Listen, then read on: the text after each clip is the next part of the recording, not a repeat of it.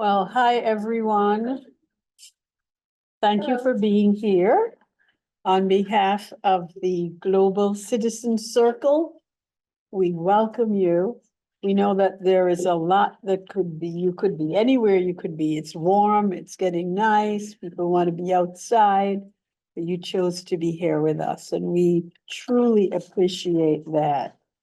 I also would like to welcome our friends who are on Zoom. And even though we can't see you, we know you are there. We thank you for joining. We also want to thank the co-hosts of tonight's events, Women in World Trade and Everyone 250. And we also especially want to thank our sponsor, the Abris Financial Group. Because of sponsors like Abris, Global Circle can make events like this free, where other organization charges for them. So we are grateful for them. For those of you who may not know me, my name is Colette Phillips. I am the founder of an organization called Get Connected. And if I am totally transparent, Get Connected was really modeled on the Global Citizen Circle that was started when I was a teenager, back in 1974. And it was a wonderful organization that was founded by an Irish family called the Dunphys. And we have a couple of Dunphys in the room, Eleanor, whom I have known for about 14 years, and Peter, who is the son of Jerry Dunphy and his lovely wife, Theo, who are continuing this wonderful tradition. And truly, the Global Circle was started on the premise of an 18th century group of people who used to meet on a Saturday, and these were the intellectuals, the Emersons, the Longfellows, and they would address the issues of the day. So when the Dunphys bought the Omni, which is now called Omni Parker House, they bought the Parker House, they decided that they would continue that tradition. And long before diversity and inclusion became buzzwords, the Dunphys had as their mission social responsibility, which was one of the tenets. So George, they were doing your fiat before you even brought up fiat. And they would bring people of all cultural backgrounds together for dinners. And they had world and domestic and local thought leaders. So we had people like Andrew Young, like the great Kenneth Gilbreth, the economist, and just wonderful people. I met Bishop Tutu, Harry Belafonte, Gloria Steinem, and the list goes on. So even Nelson Mandela, believe it or not. So this is something that the Dunphys have been committed to. And I'm glad to see the next generation picking up the mantle and continuing with it. But tonight, we have a wonderful program for you.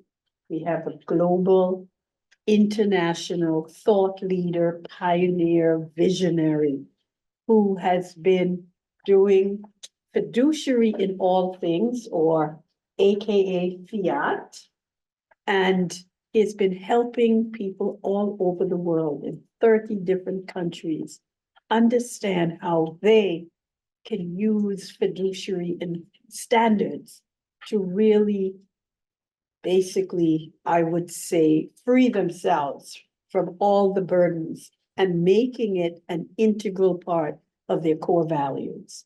And isn't that a wonderful thing to do at this present time when so many people are losing faith in institutions? We don't trust our media. We don't trust our government. We don't trust our financial institutions. And so we need somebody like George to bring us back and to tell us how we can make a difference in the world, and that we should have fiduciary responsibility in everything we do. So I want to thank Theo, who is the president and executive director of GCC, Global Citizen Circle, and the wonderful Ms. Phoebe De La Brete, who is her sidekick and deputy director. And so I am just in awe of you, George, and can't wait to hear what you have to share with us, something you have given to 30 different countries and people around the world. And how do we here in Massachusetts become the pioneers for the next 50 years? Because here in Massachusetts is where it all started, 250 years ago. So let's be the ones who pioneer fiat to the rest of the country. And George, over to you. Thank you so much. First of all, I'm in awe of Colette, and I think easily as much as she's maybe in awe of me. And it's awesome to think that I'm from what did you call it? The next generation. But wonderful to be part of that generation. And I think the other thing that I want to say, just coming from what Colette was sharing, is that, I mean, Massachusetts is an incredible place, the history of it. And I love that you took us back all the way to Emerson and Thoreau and what was happening in America.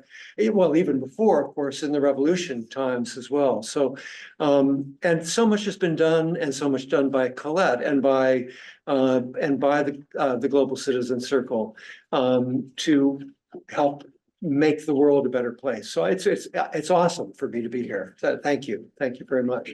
I want to start. First of all, I'm breaking the talk in two. Talk's going to be in two pieces. Halfway through, we're going to do a breakout, and it'll last for a while, and a little bit of maybe a Q&A and conversation back with me around that. Then we're going to have the second half. The second half is going to be focused largely on businesses or institutional settings, organizations, and how what their structure is about. The first part is about this movement that Colette very kindly was talking about, which is this notion of a fiduciary world as a different world from the world that we're in right now, the world that we find ourselves confronting. And I think the first thing I want to say about that is that isn't it odd where we are right now in the world? Doesn't it feel really strange to everybody? Yeah, I mean, it's full of hardships. When we thought we were moving forward, we seem to be moving back in a bunch of ways. And I think, first of all, just to acknowledge that, and I want to say that Colette was talking about 30 countries. I've worked with advisors, financial advisors from 30 countries. I went on a world tour around this subject, which I'll come to in a moment. And I want to say that everywhere I went, I found people troubled. Everywhere I went. So I just want to acknowledge that, and that we're all here, and that we're not crazy for thinking that something's wrong. I mean, it is kind of crazy what happens because we have, what do we do about it? We feel helpless. We feel like we're going to go after the one cause that we know and care about most, and then another cause comes up that we feel even more amazed by. We're in a period where the problems are scaling, largely because of corporate scaling and the scaling of the earth, that the problems are scaling faster than we can cope. So we're thrown back and we go, what can we do? And that's really why I'm here and what I'm here to talk about. It's a crisis of trust primarily. And it's a crisis because the institutions that ask us for their trust are not delivering. They're not delivering in a responsible way. to humanity.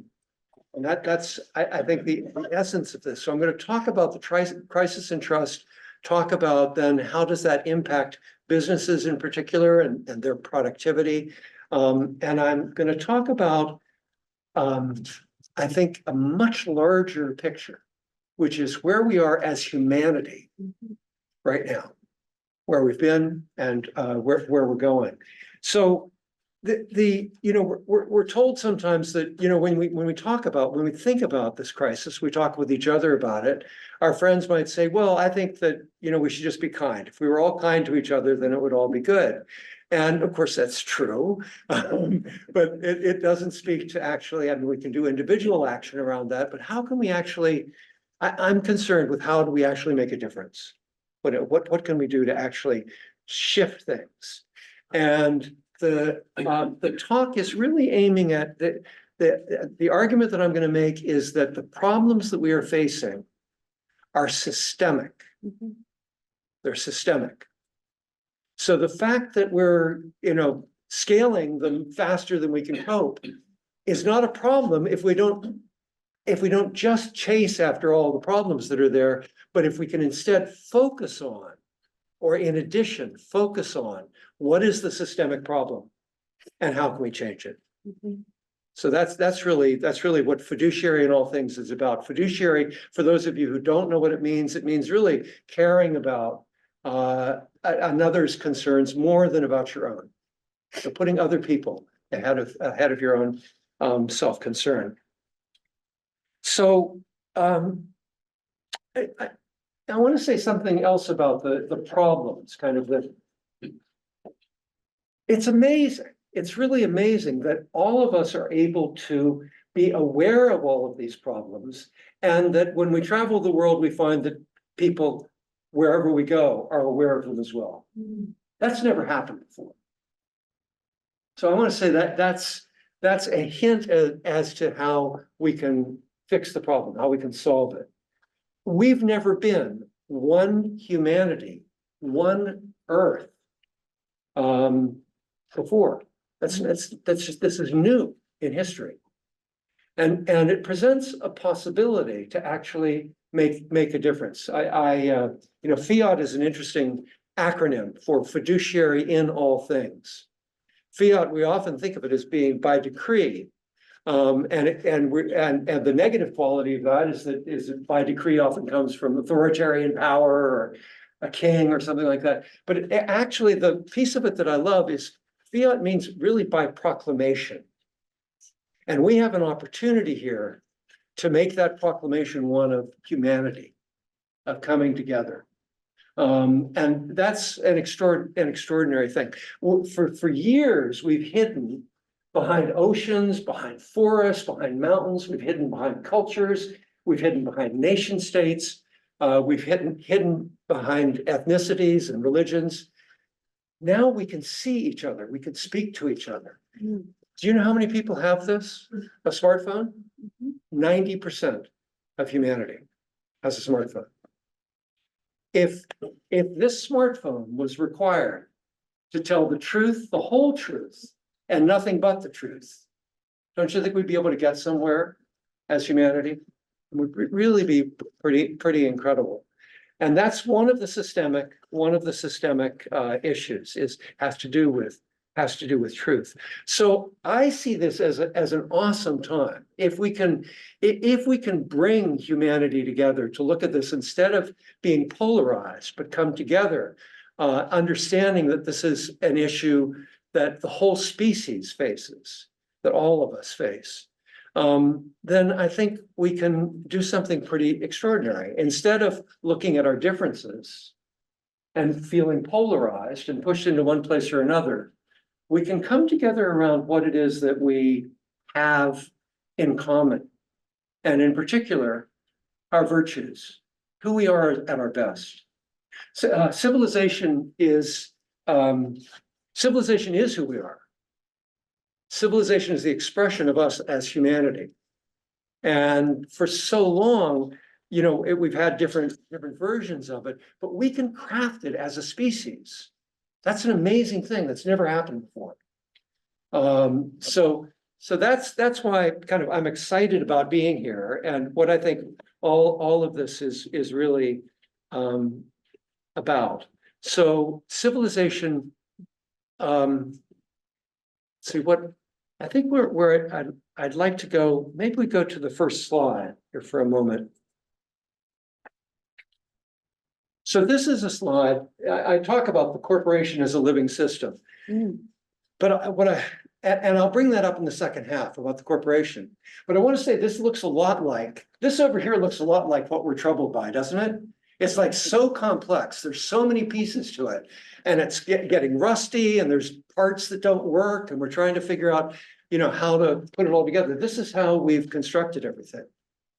But in fact, this is something that's sustainable.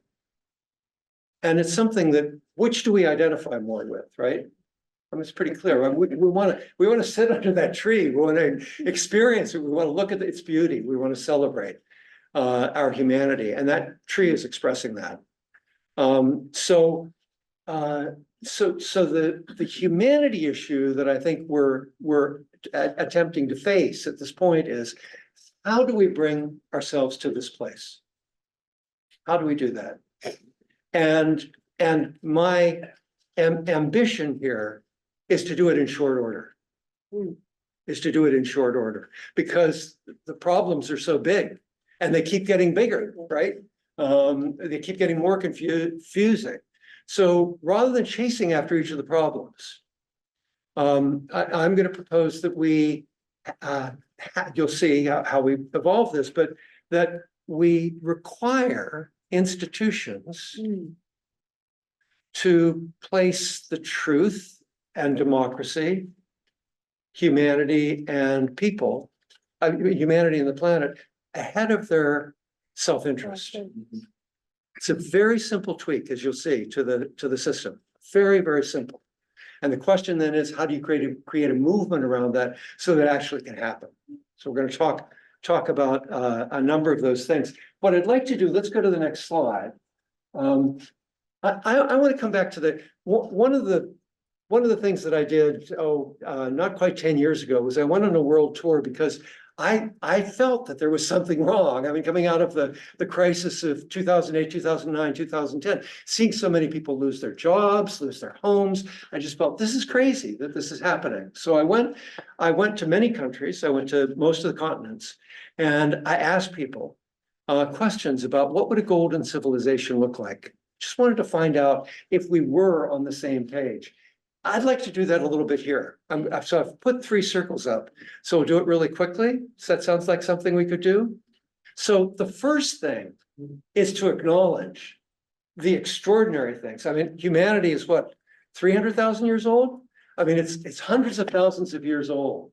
So, and we've done a lot of our focus, and the focus, Global Citizens, and the talk today is on this, is on the notion of 250 years. And we know that 250 years has been an extraordinary explosion of growth, both of growth and of democracy that we're concerned about again now. So, but what I want to do is I want to go back and look, from several 100,000 years. What have we done that is amazing? What that we can really celebrate about humanity? And I'd love to hear just words called out. Whoever wants to say, just bellow out. What have we done? What's amazing? What do we have to celebrate? Language. Language. I love it. Thank you. Yes. Great. What else? Transportation. Survival? Yeah. What's that? Transportation. Transportation. Art. Art. Yeah. Beautiful. Yes. Fantastic. What else? Music. Music. Wonderful. Libraries. Libraries. I love it. What else? Medicine. Fire. Fire from online. What else? Medicine. Medicine. Absolutely. Yeah.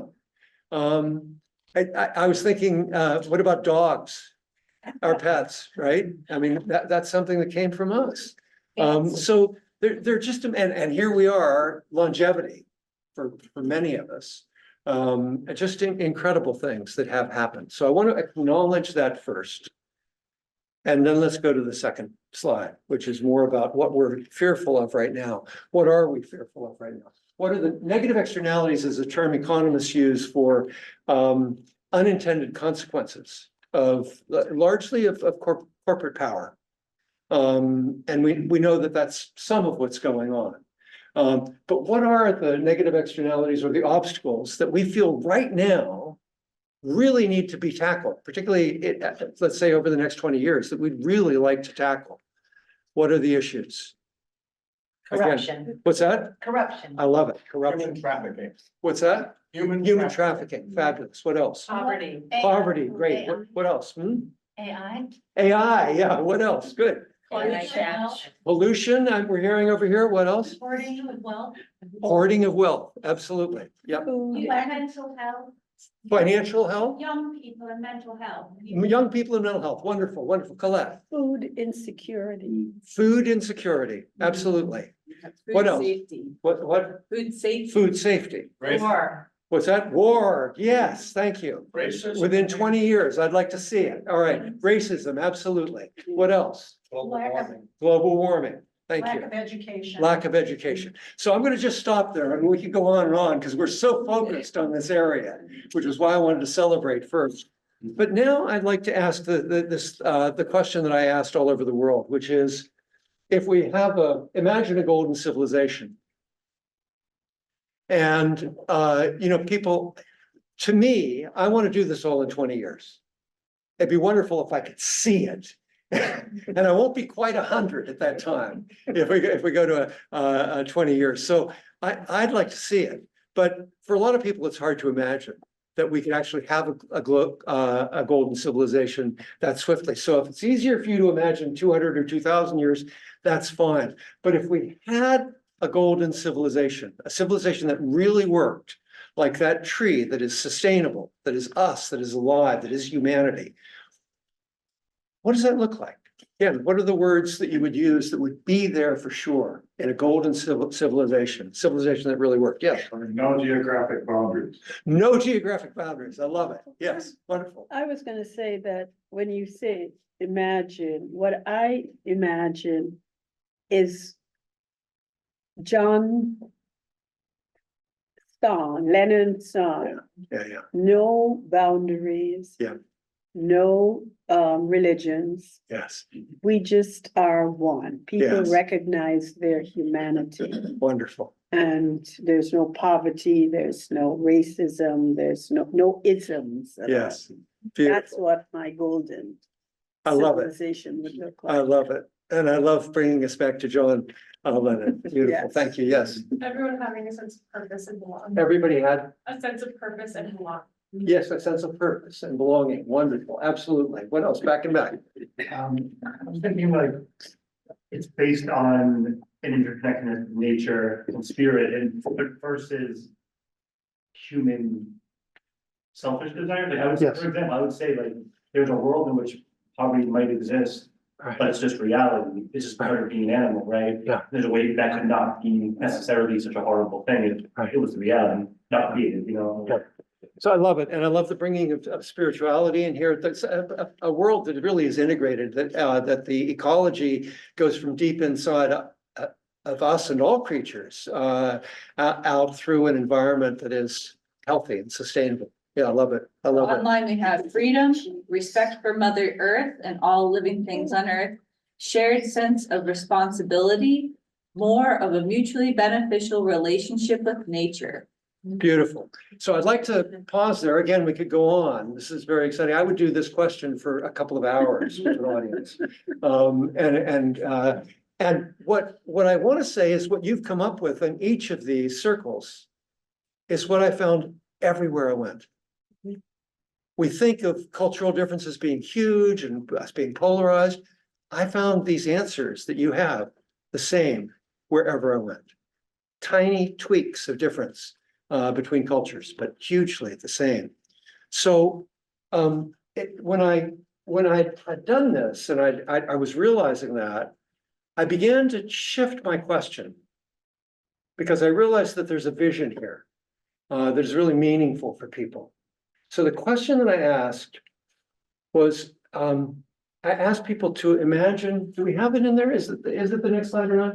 Yeah, how would it feel to you if every organization you encountered, every one of them, was trustworthy and humane Mm, in all they did, mm, how would your life change? And in the audiences that I would speak with, at first they'd go be skeptical, oh, that'll never happen, they'd be cynical, whatever. I go, no, no, no. And I'll say it here as well. Park your skepticism, park your cynicism. What's important is to feel this. How would it feel to you? Because this is where we want to go. This is where humanity wants to go. The problem is institutions that have been acting irresponsibly, mm. and that's systemic. We know what we want. What does this feel like? How would you feel if this happened? If every organization, and how would your life change? Anybody? Not stressed. Not stressed. I love it. Yeah, thank you. What else? Expansive. Hmm? Expansive. Expansive. Love it. Yep, great. Barriers dissolved. Barriers dissolved. Excellent. More creative. More creative. Absolutely. Yep. I mean, one of the things I argue is we'd actually be more entrepreneurial. If we had a trustworthy society. So there'd be more growth in all different kinds of ways, not just in economic ways. More love, more More love, kindness. yes, I love it, yeah, fabulous. Anybody else? Awakened, Awakening, more Yeah. present Hmm? as well. There would be more present. more present? Right on, yeah, lovely. Hope for the future. What's that? Hope. Hope, we'd have hope, that's right, we feel that. Yes. Less stressed about going to hell. Yeah, right. Right on. All right, thank you. So I want to go, yeah, yep. Safe, yeah, absolutely. That's the big one, isn't it? We feel safe, feel a sense of comfort. Yes. I would say we'd have a lot more time because so much time is invested in vetting institutions that you want to work with or Right. vetting charities. Lovely. And also I read an article recently that my daughter sent me, she's taken a lot of anthropology classes at Tufts around capitalism and ecology. And this was written in 2013, but there are so many jobs we have created because of our over consumerism that wouldn't exist and we Yeah. wouldn't have to work as much. Yeah, We could work absolutely. 15 hours a week.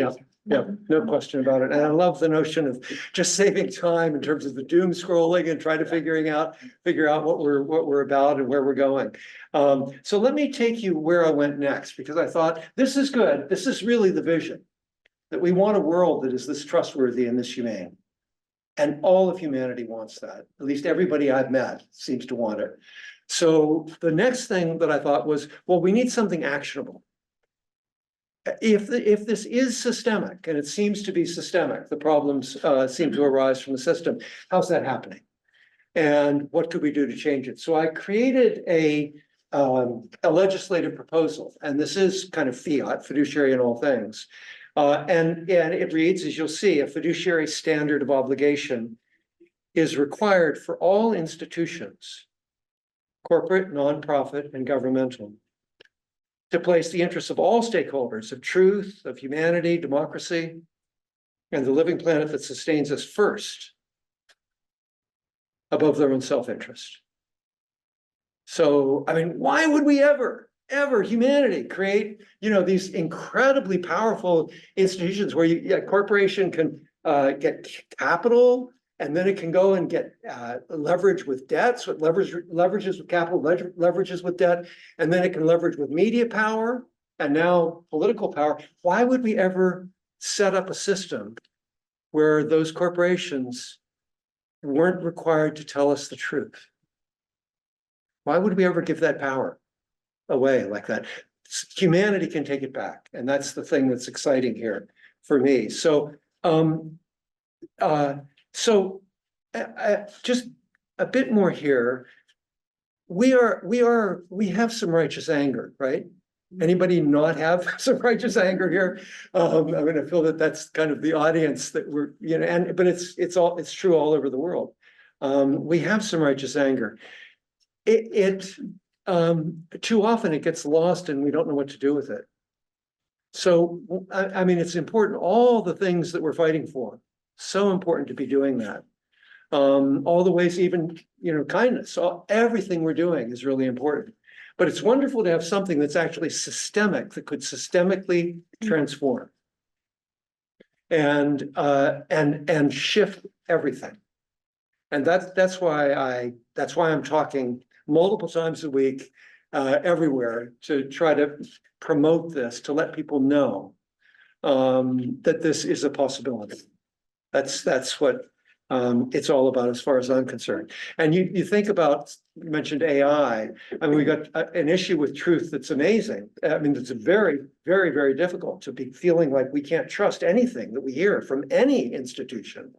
And that AI is there making it worse, potentially. And we have just one thing about democracy for a moment. We think we're here in a democracy. I know some of us are a little skeptical about that right now, but if you think about the degree of inequality in the world right now, and in America in particular, you have 3 billionaires, right, that own as much. They used to say as 180 million, but with this explosion of AI, it's got to be over 200 million. And of 200 million of us in America, 3 billionaires. So go back to this 250-year theme that we have of revolution. I mean, it was incredible what we did 250 years ago. And we were fighting kind of that authority that had that much power.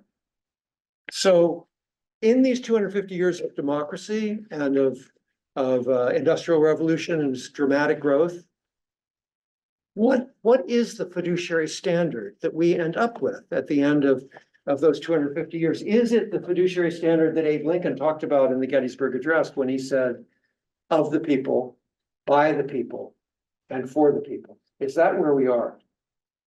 Or with 3 people owning as much as 180 million, are we somewhere else? And where would that be? And I would argue that where it is, the fiduciary standard that's won is the fiduciary standard that does come from capitalism, which is toward the shareholders, toward ownership, and toward profit. So what can we do about this? One thing, as I said, is to channel our anger in a way that is actually productive. It doesn't help to blame other people. It's the system. This is inevitable, the way the system is structured. So better to work to actually shift that system at its base. Doctors have a Hippocratic oath, right? They are required to be fiduciary to their patients, to each of us. Why not data centers talking about AI? Why not politicians? Financial advisors, the best of the financial advisory community, which is where I worked for many years, they also are fiduciaries to their clients. Why is it that the banks and insurance companies around them are not fiduciaries themselves in all things? And if banks were required to be fiduciary in all things, or insurance companies, it would mean it'd be very difficult for them to lend to a company that isn't, right, fiduciary in all things. So there's a way to actually approach this powerfully here in Boston, because this is a financial center and it's filled with good people who want to make the system work. So it's actually quite exciting to be here and to be thinking about how we might do that work. There are a number of pathways that I think, you go, how are you ever going to do this? Because it's actually a larger problem than you might imagine. This has to go global. It won't work if you just have one country do it. I mean, if it's America, it might work because America has so much power. But there's this theme of the flight of capital, that capital would run away from the constraints that we might have here. But there are a number of ways that are really interesting that could make this happen. One is this notion of fiduciary that I said, that financial advisors are fiduciary. Let's bring in the whole financial industry, and that would transform things. Another is just simply our action. No, I don't want this up just yet. Our action toward channeling our anger and making a difference and going every day doing something. that will make a difference. The most interesting one is what California accomplished with auto emissions. You know, California said, we don't want all that pollution. And the US government said, sorry. And California said, okay, well, we'll change our rules and see what happens. They changed their rules. They were the only state that did it. And what happened? No car could come into California that didn't follow their rules. Okay? All this might take is one state. Could be Massachusetts. And you think about the power of Boston and the influence of Boston could really happen because of Boston. So I just want to say that this is an incredible thing. You can narrow down and pass something. But it's going to take movement. It's going to take an action, take a lot of action. So let's look at what you can do in addition to these pathways. These are some of the things. You can go on the site Fiduciary and all things, and you'll see a bunch of things. There's a pledge there. These are the logos that we have. The question that I ask about trustworthy and humane, I suggest doing that around your kitchen table. Bring friends and neighbors over and ask that question and say, it's time that we have this kind of civilization that is trustworthy and humane in everything it does. We have a steering committee, Fiat steering committee. It's had people not from 30 countries, but from 8 countries all over the world. And we're, obviously we're open to more, but you can join it. Anybody can join it, the way we've set it up. So if you're interested in kind of moving with this, that's available. And we're working to create a drip campaign where every day people get suggestions as to what they might be able to do. So I think we can go to a breakout session. Yeah, let's do a breakout. And have you, kind of look at these questions here and then come back and talk. So what I'd love it if you could do is gather together in a group of 3 or 4 people, and take a minute each and just go quickly around. If one of you could be the person that governs the group. Yeah. So that person, make sure everybody gets a minute right away to just say, what might your intent be right now, having heard this and in your own life, knowing what the context is for you in all of this, and then come back and do 2 minutes each, asking these questions. Living and leading in a truly fiduciary business, a fiduciary society, how would that be? How would that be? And what would be different? What would improve? What would change in our businesses, in our communities, and in our society? And then the second one is this Boston and New England lens. It doesn't work so much for the people online, but if you are from other area, then think about your own area. What could shift in our businesses, in our civic life, and in our communities locally that could really make a difference? That could begin to help this move. So are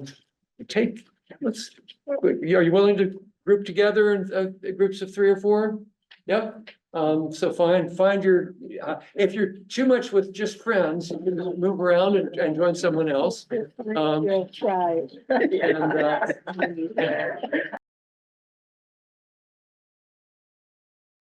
Come back. We can come back in a circle again, back in the, as a group. Please come back. Yes. Please come back. See what you created, George? Yeah. Community. Yeah, it's so wonderful. Yeah.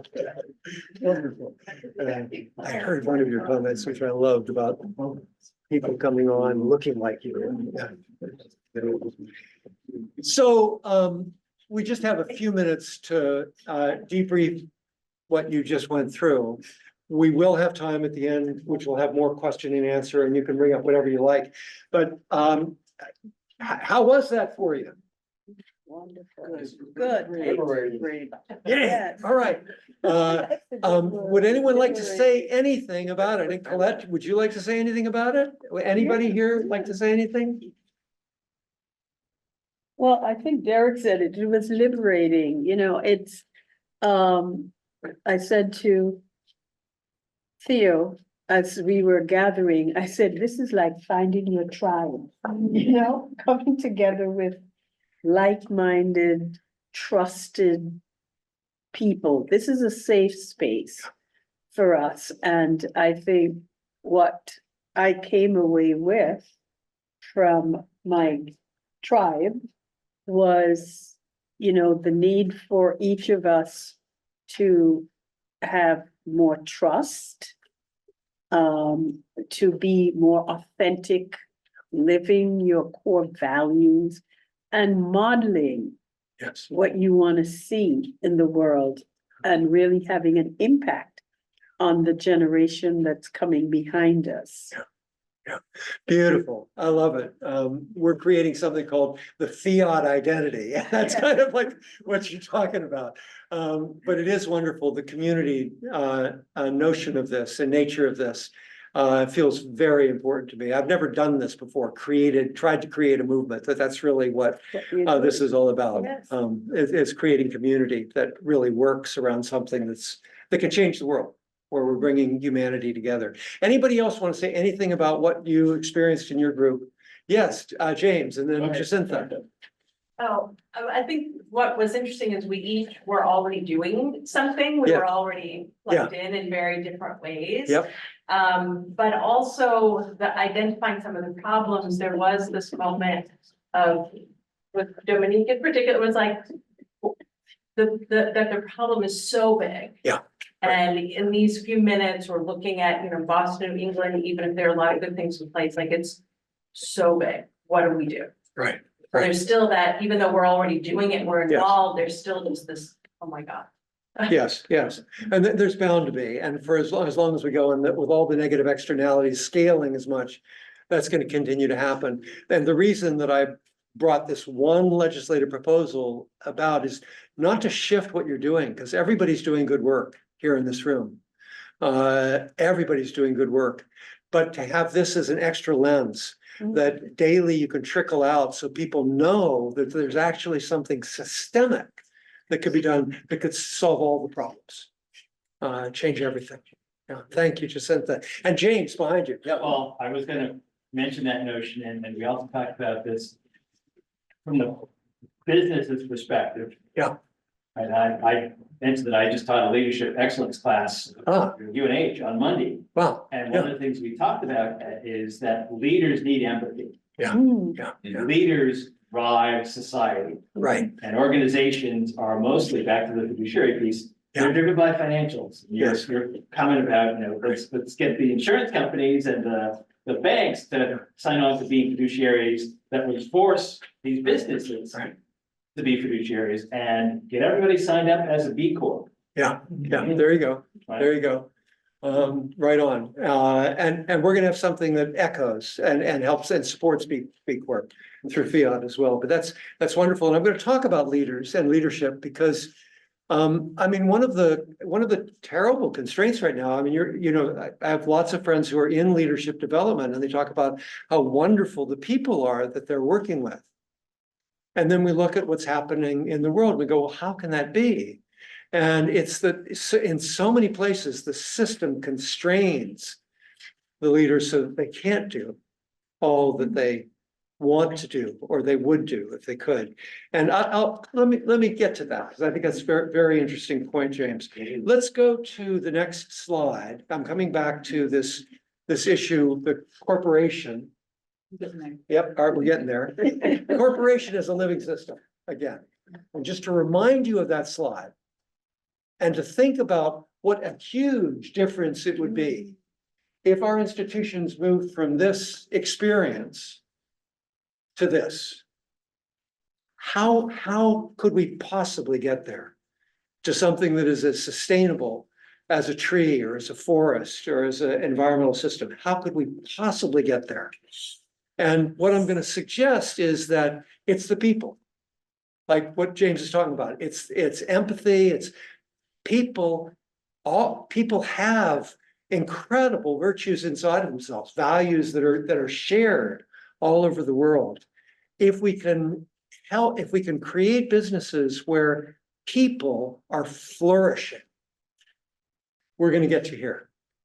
And where the people are what's important, as opposed to just the systems, just the processes that deliver the stuff that's getting extracted at the top and taken off to New Zealand to some hideaway. So how do we do that?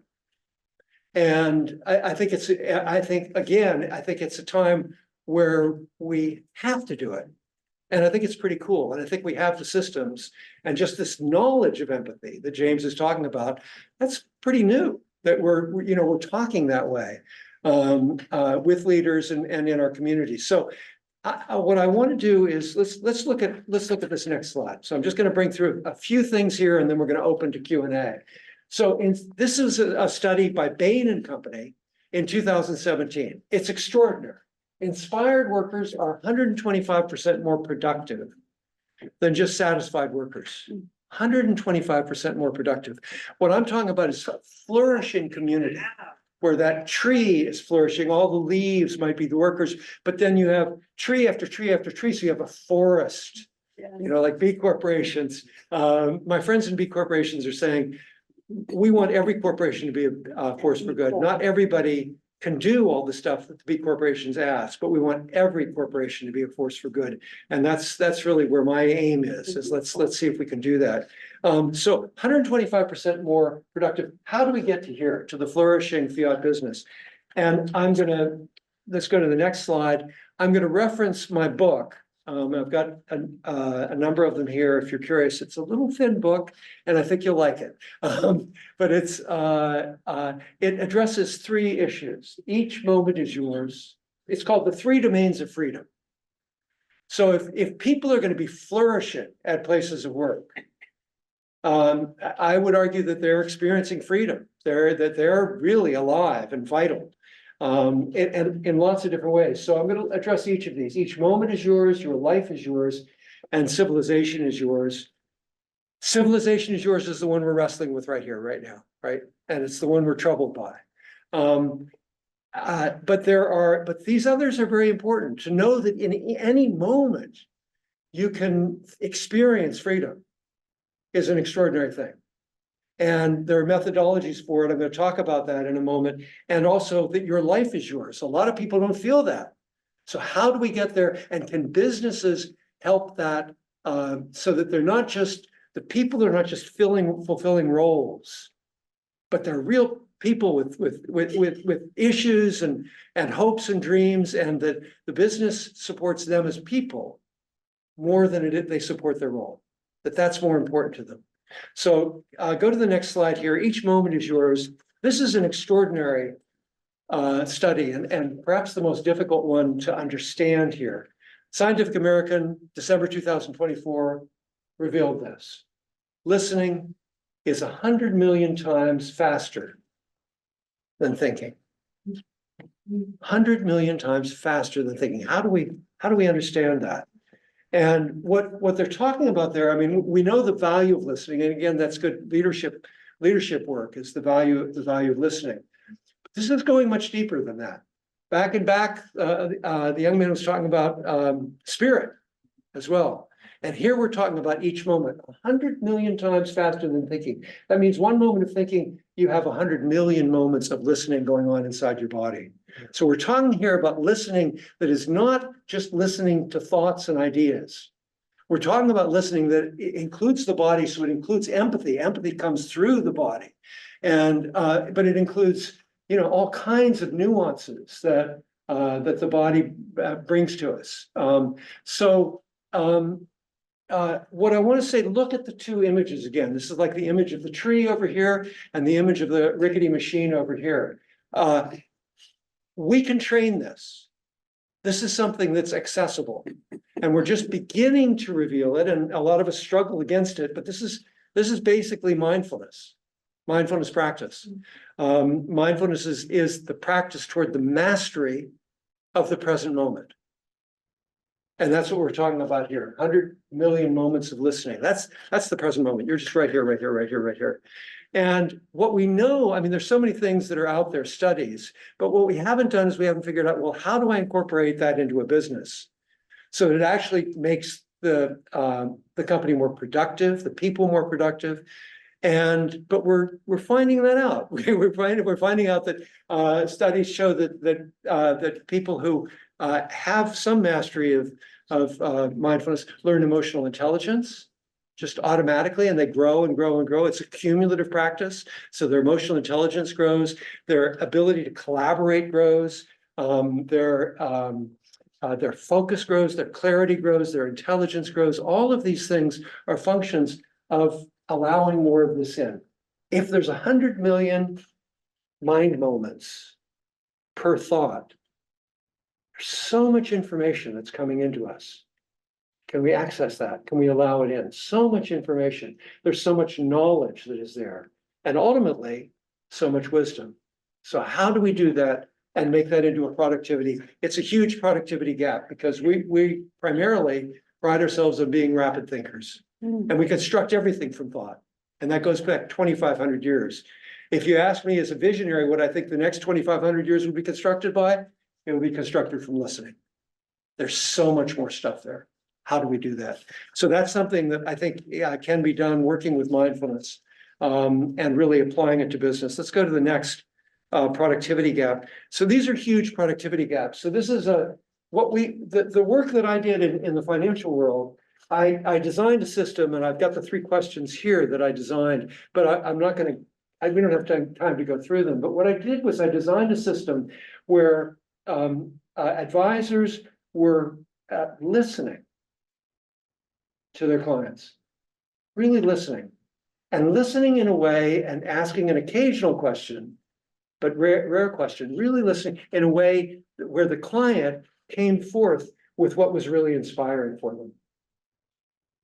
And then I coached the advisors to deliver it. And we work with people. I mean, all countries, very poor countries, very rich countries, have advisors that do this practice. So the thing that I'm looking at here is if your passion for your life is a 10 out of 10, and I hope it's close to that, when you're really excited about who you are and what you're doing, how close is that to your passion in your business? And for business owners, it might be fairly high, but for a lot of other people, it ain't. And these series of statistics show it. And this is really, it's shameful, really. Today, young workers will have on average 9 different jobs by the time they turn 37. 9 different jobs. That's a failure of business. That's a failure to provide an environment where people are flourishing. And if they were flourishing, I guarantee you, huge percentage of those people would be staying. Okay, I mean that's terrible. And the next one says the same thing. Mental health for workers under 25 is so poor that they are as unhappy as the unemployed. Same thing. Same thing. This is a productivity gap. Imagine if in your workplace instead you had everybody on fire and excited about who they were in their own life. Don't you imagine that they bring that excitement to the place of work? I've certainly seen that. So again, a huge productivity gap that can be solved relatively quickly, relatively easily, but it requires a CEO. I mean, the difficulty here is, if you want to go play the guitar, along the beaches of the Mediterranean, you don't want your boss to know that because you're gonna, you might lose the job or you might not get the raise or anything like that. So right now there's this like Oedipal barrier between the CEO and everybody else. We need to bust that barrier. And it's the value for a CEO is to have a joyous environment where people are flourishing and the business is flourishing as a consequence. But that's what I'm talking about here. That's the barrier that's there. And I think, and it's doable. It's doable. So the final, do I have another slide? Yeah, the final slide is related to what we've been talking about, which is fiat, the mission-driven productivity gap. And here again, I mean, it's huge, the gap here. Why aren't businesses looking at these? and creating a flourishing environment. So here you have the 90% basically of Gen Z and millennials want to work for a mission-driven business. Yeah. 90%. That's true. 18% of employees currently working for business with a purpose they believe in. 18%. So again, a huge gap. Is fiat that strange? I mean, couldn't you have that in your business where you stand for a fiduciary in all things, you believe in it and you're working toward it? And there are other aspects of this, but these are amazing and easy fixes for business to drive huge productivity growth in their businesses. So let's just breeze through question 1, question 2, and question 3. You can find these questions. These are the basis of the work that I've done in the financial world. And you can find them pretty much in any book, but you don't even have to buy a book. You can go online and look me up and you'll find the 3 questions. YouTube, everybody has it. So let's go through question 3 and get on to the finale again here. So once again, fiduciary standard of obligation is required for all institutions. And so that's the fiat. So it's a legislative proposal and includes truth and democracy.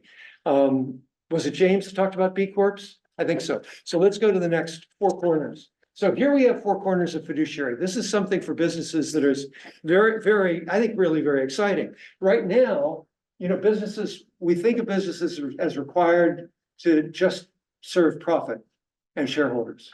Right? And that's, and clearly we see the consequences of that. And one of the consequences that businesses don't like is we need to regulate a lot. Right? Because this means that they aren't thinking about humanity. They aren't thinking about the truth. They aren't thinking about the planet first or democracy first.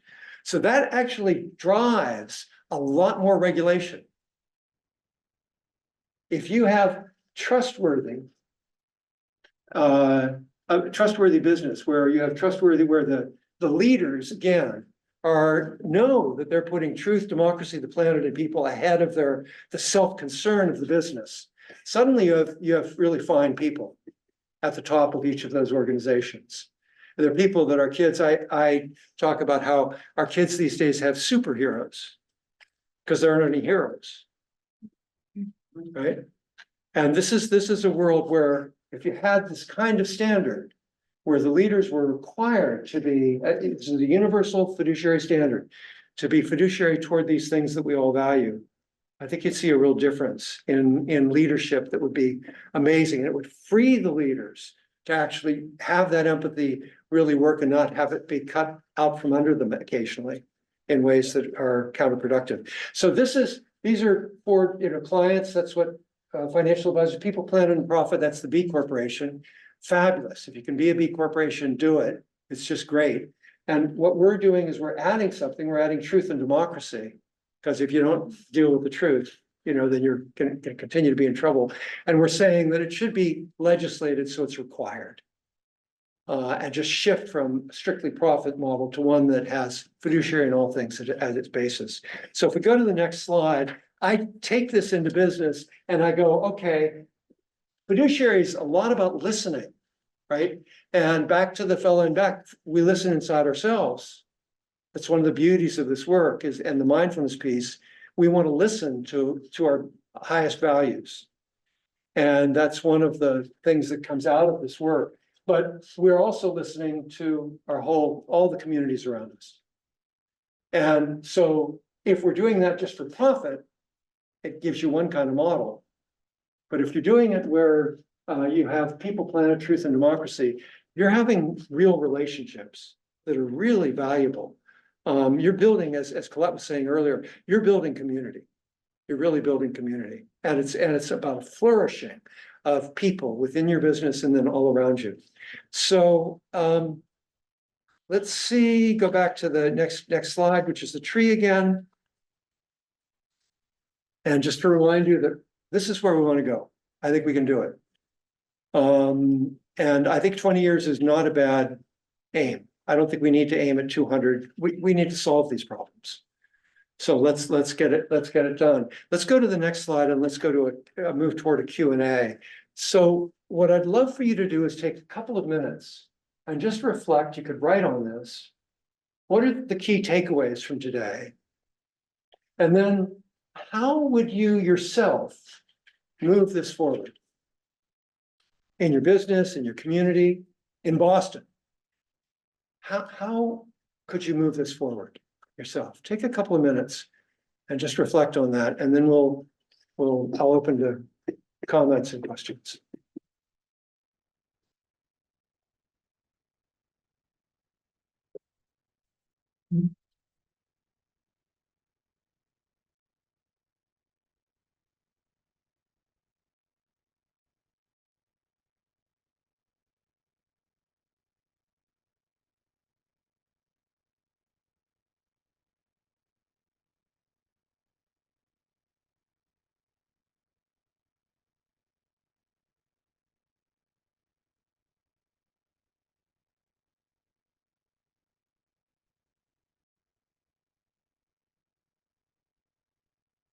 I think maybe we want to move to questions and comments. So just because we have limited time and I want to get going on it. So anybody at all care to share anything? And again, Colette, if you want to be part of this, you can at any time.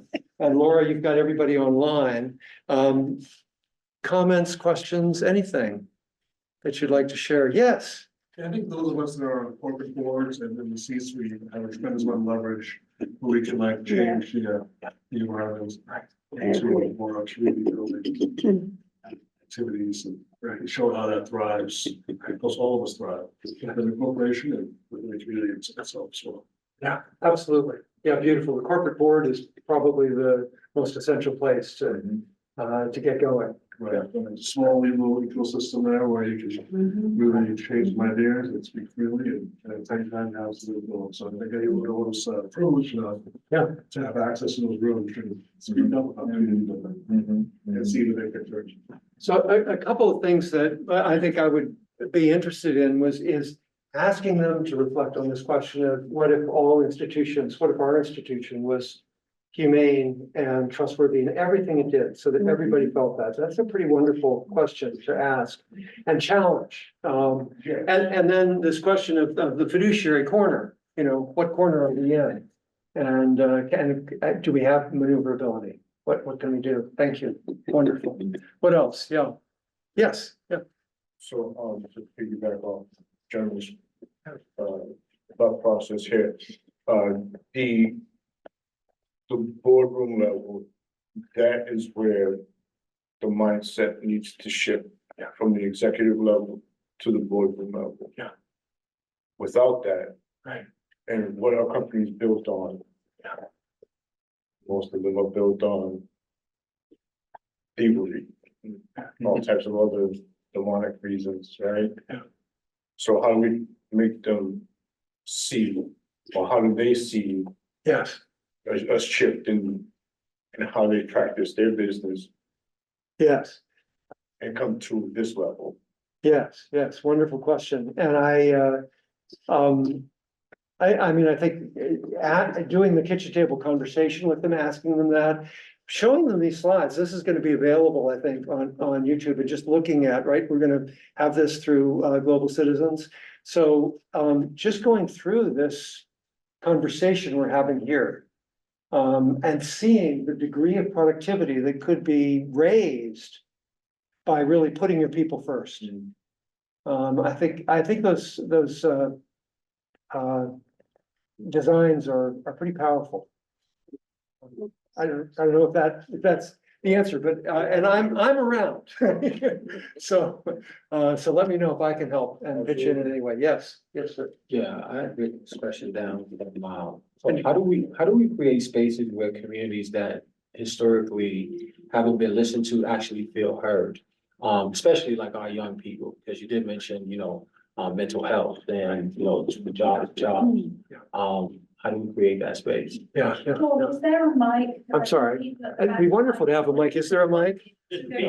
Yeah, just repeat the question. Repeat the question if you can to the audience. Yeah, my question is, how do we create spaces where communities that historically haven't been listened to actually feel heard, right? Especially our young people. Yeah. Um, Yeah, I mean, I think obviously the communities that exist and where you can bring in these kinds of conversations would be a starting point, but it'd be wonderful to talk with the young people and ask them these kinds of questions. How would it be for you if institutions shifted in this way? And get them thinking. I mean, they're the new generation coming in. What is it that we would ask from the institutions that we might be working with?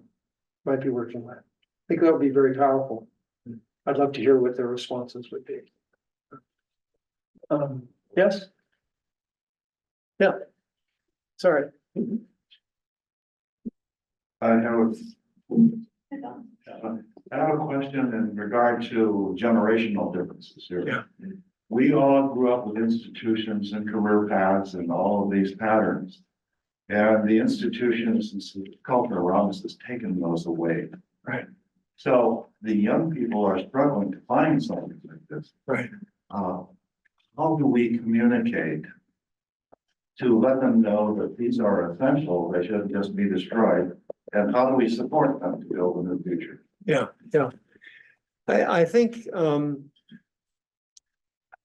if we shifted to a fiduciary in all things standard, and if from grassroots conversations, social media, kitchen table conversations, that word got out, I think in those conversations, you'd be able to talk with the young people about it, the next generation about it. But I also think that if that culture becomes the C-suite, becomes the board of directors, then you're going to see all of that shift. If we had heroes, and we thought that our institutions were heroic in what they are doing, how would the kids feel? I think that shifts a huge amount. There was years ago in China, Confucius was confronted by corruption. Seven different states. China had not been brought together yet, and he was asked by one of the governors. He was recognized as a thought leader, but he really wanted to be governor and bring change. And he was asked by one of the governors, gosh, my people, they're lying and they're thieving and they're doing all these horrible things. What can I do to change things? And he said, you stop. If you stop, when you stop lying and when you stop thieving from your people, everything's going to shift. Leadership speaks. So the more that we can bring that leadership in, I'm going all around your question. I hope I've gotten close to it. Yeah, great. Colette. Ask George, how do you? Oh, yes, thank you. I was thinking about how do you take the kinder approach to leadership and have this be taught in like all the key business schools, whether it's Wharton, the Harvard Business School, Babson, London School of Economics, because I think you have to begin where the corporate leaders are and getting enough of them committed to this. Because when I think of the fiat approach, I think of doing well by doing good. They're not mutually exclusive. Right. That you can be profitable and you can allow your stakeholders, your customers, your employees, the people aspect to drive your company. Right. And the founder of what's the name of the British airline? Virgin said something that is very powerful. He says, my customers are not my most important focus. My people are. My people, yeah. And one of his employees says, well, what happened? Because he believed in training his people. Right. He says, what happens after you spend all this money training them and they leave? And he says, what do you think will happen if you don't train them and they stay? Beautiful, beautiful, yeah. Which is Yeah. what you're saying. Yeah, You yeah, know, yeah. that you elevate, amplify, and, make people the focus, and then the profits will follow. Absolutely, and the fear of them going, so what if a few of them go? I mean, and if you're a great CEO, you'd welcome that, That's right, you don't want wonderful. those people working Because for you love your people, because you love your people. Exactly. If you build a community where the people flourish, then that's gonna show up. In terms of business schools and all of that, I'm beginning to work on that, but I'd love any access that anybody has. Babson, I can get you. All to right, Babson. hey, all right, let's go to Babson. And I'm working on a couple in England right now. Yeah, that's absolutely, because they can relate to this fiduciary concept and Absolutely. how it all fits. Yeah, exactly. In back there again?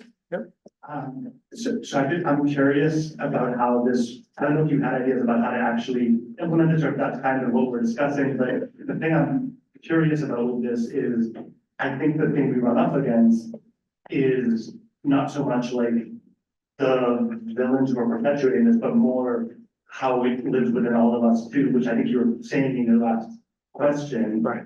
And it kind of becomes a question of how do we all live this, because for example, I see my own place of work, the way I've let things slide, I have not spoken up what I should have.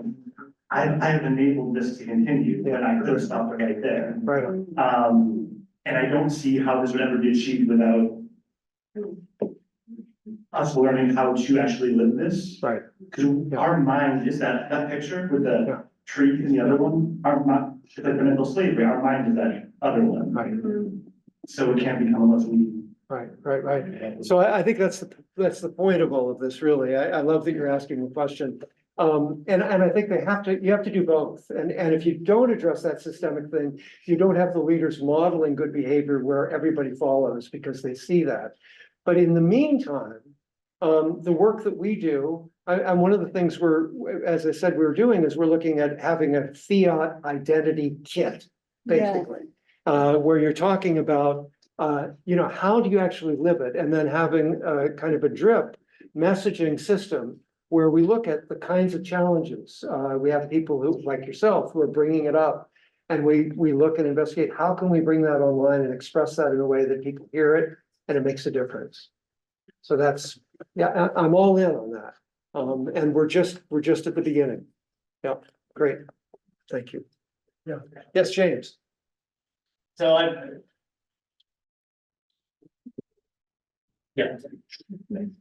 So this is all wonderful thinking, and it makes me think of a couple of things. One, we've been talking about the leaders, and I think leaders are important. Yeah. Another potential angle, I'd love to get your thoughts on this. We as citizens have advocated so much of our responsibility. Yeah. And part of what we're talking about is taking back That's right. our civilizations. Right on.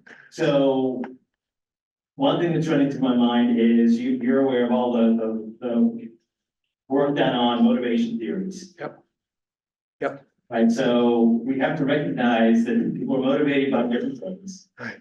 How do we figure out what we can put in place to motivate people with whatever motivation style, whatever motivates them? Right. And that's I think a big challenge. Right. How do we figure that out? And I love thinking about leaders, but I also love, that's top down, I also love thinking about bottom up. You bet.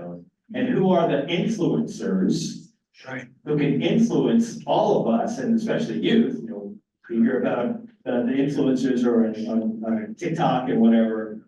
How do we get to them to educate them about fiat? Yes. And to demand that the institutions live into that. Right on. I'm with that. I'm with demanding it. And again, we've got a fiat steering committee. And that committee has sometimes 4 people show up and sometimes has 30 people show up. And they're from as many as 8 countries right now. I hope we're going to expand that quite a bit.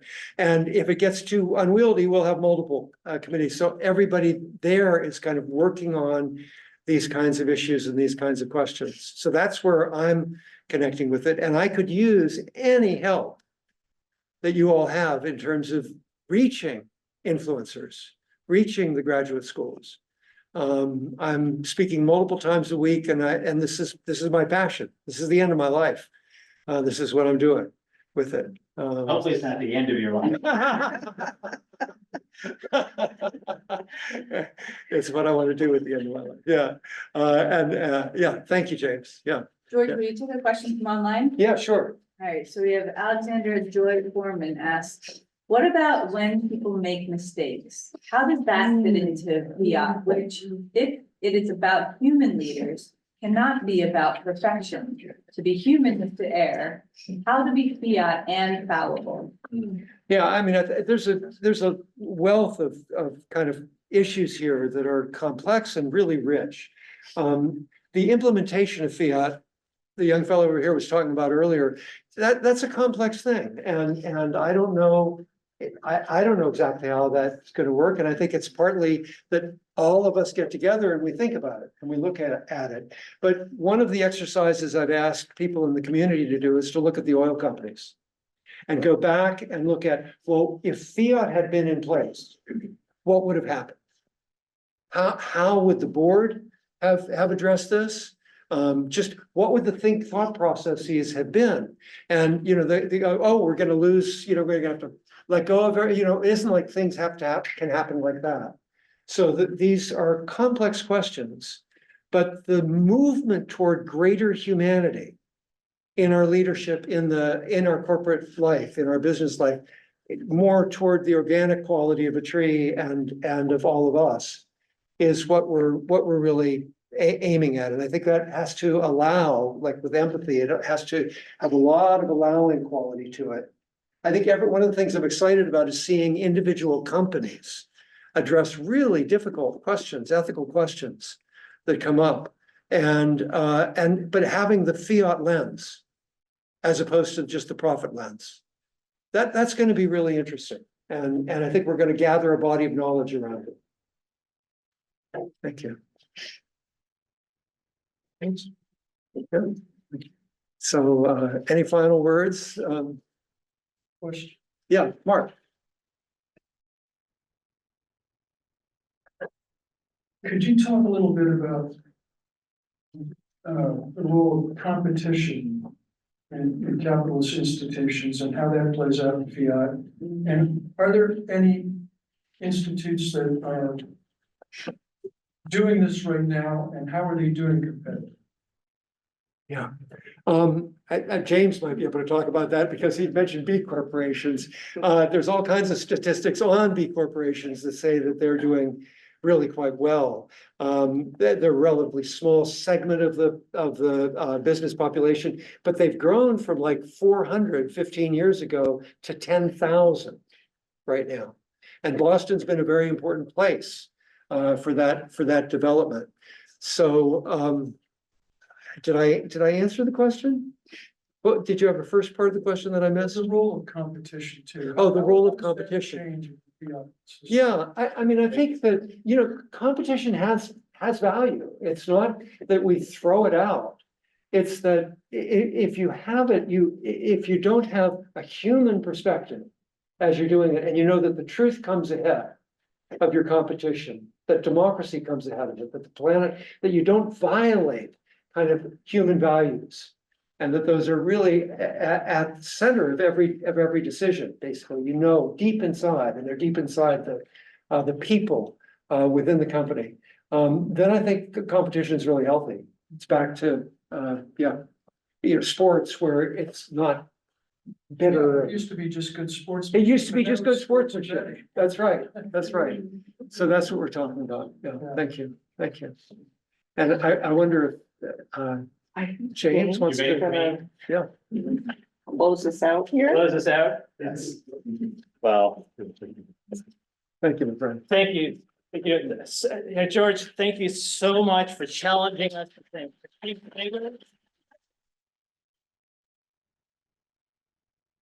and a true fiduciary standard, and teaching us what a true fiduciary standard really demands of us as we move forward. Thank you to Colette for leading us off and facilitating with such a rich and meaningful discussion about fiduciary in all things.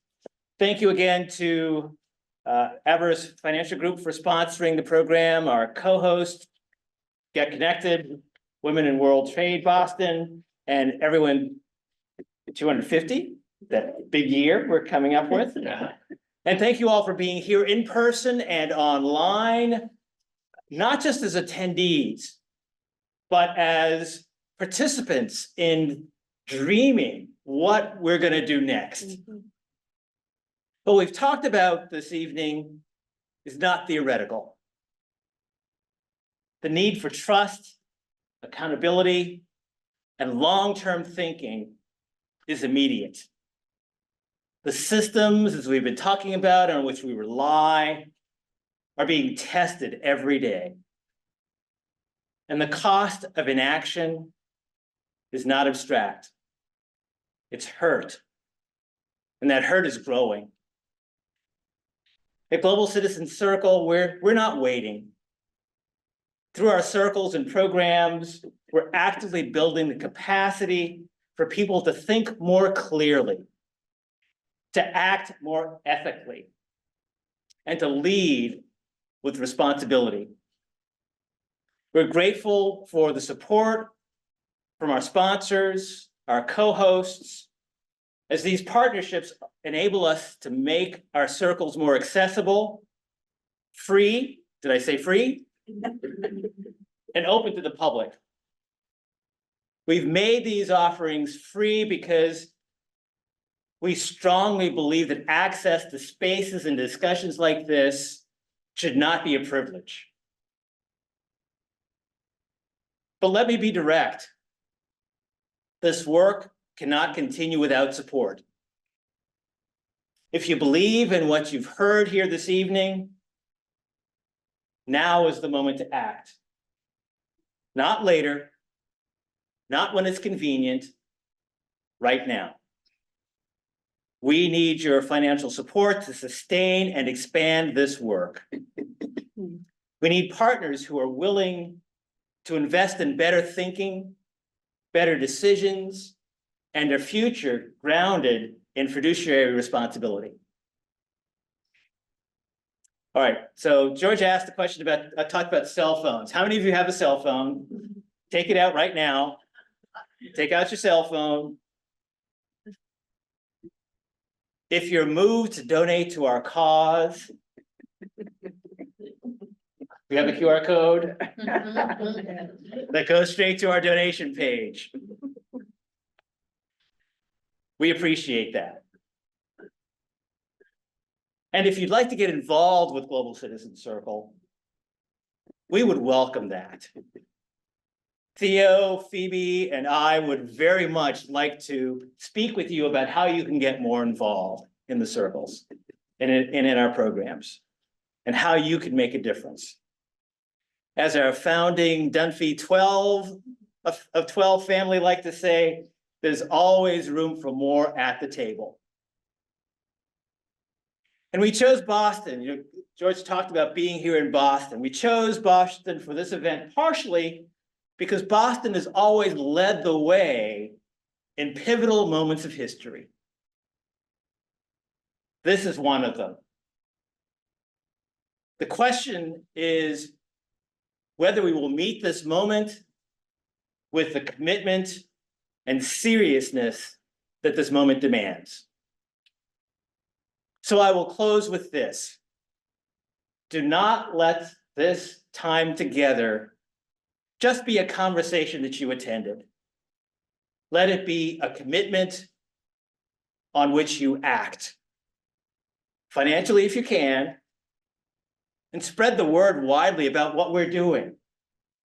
Help us to continue this work. Help shape what comes next. Thank you all. Have a great evening.